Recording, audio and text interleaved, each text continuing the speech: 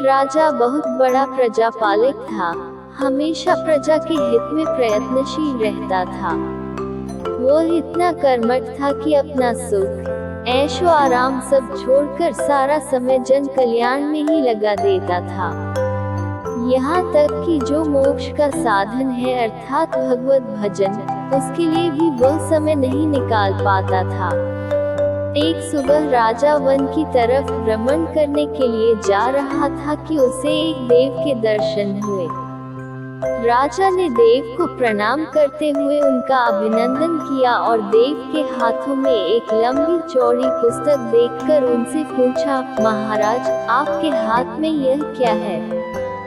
देव बोले, राजन, यह हमारा बही खाता है, जिसमें सभी भजन करने वालों के नाम हैं।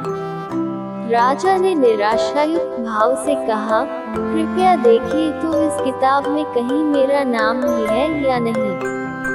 देव महाराज किताब का एक एक पृष्ठ उलटने लगे, परंतु राजा का नाम कहीं भी नजर नहीं आया।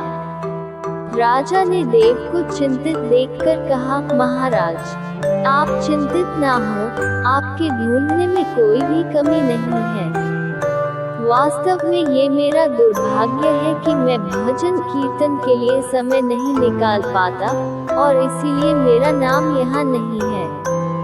उस दिन राजा के मन में आत्मग्लानि सी उत्पन्न हुई, लेकिन इसके बावजूद उन्होंने इसे नजरअंदाज कर दिया और पुनः परोपकार की भावना लिए दूसरों की सेवा करने में लग गए।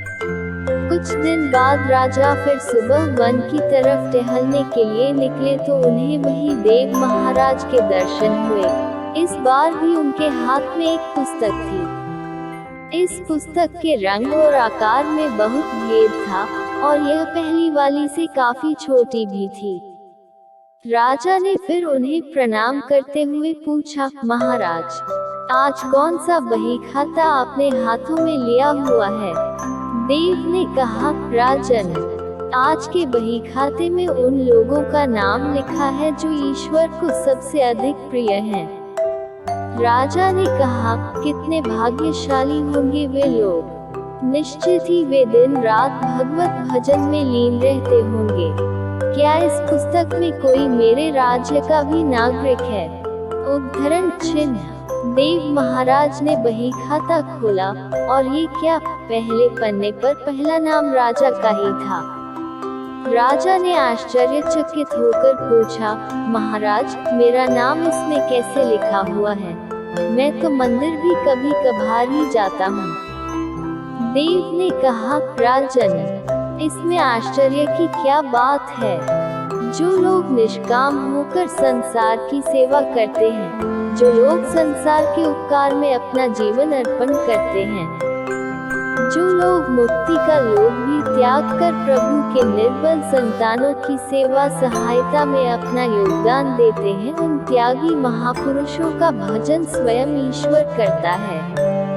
ऐ राजन, तू मत पछता कि तू पूजा पाठ नहीं करता, लोगों की सेवा कर, तू असल में भगवान की ही पूजा करता है।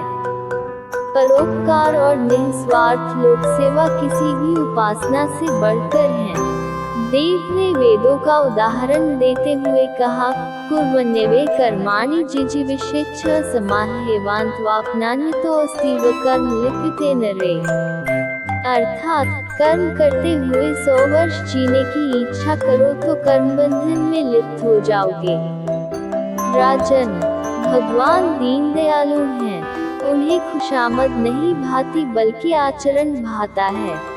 सच्ची भक्ति तो यही है कि परोपकार करो, दीन दुखियों का हित साधन करो, अनाथ, विधवा, किसान व निर्धन आज अत्याचारियों से सताए जाते हैं, इनकी यथाशक्ति सहायता और सेवा करो और यही परम भक्ति है।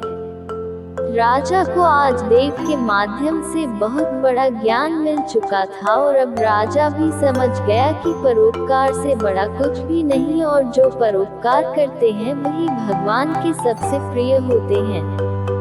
मित्रों, जो व्यक्ति निस्वार्थ भाव से लोगों की सेवा करने के लिए आगे आते हैं, परमात्मा हर समय उनके कल्याण के लिए यत्न करता है। हमारे पूर्वजों ने कहा भी है, परोपकाराय पुण्याय भवति, अर्थात दूसरों के लिए जीना, दूसरों की सेवा को ही पूजा समझकर कर्म करना, परोपकार के लिए अपने जीवन को सार्थक बनाना ही सबसे बड़ा पुण्य है। और जब आप भी ऐसा करेंगे तो स्वतः ही आप वो ईश्वर के प्रिय भक्तों में शामिल हो जाएंगे। धन्यवाद।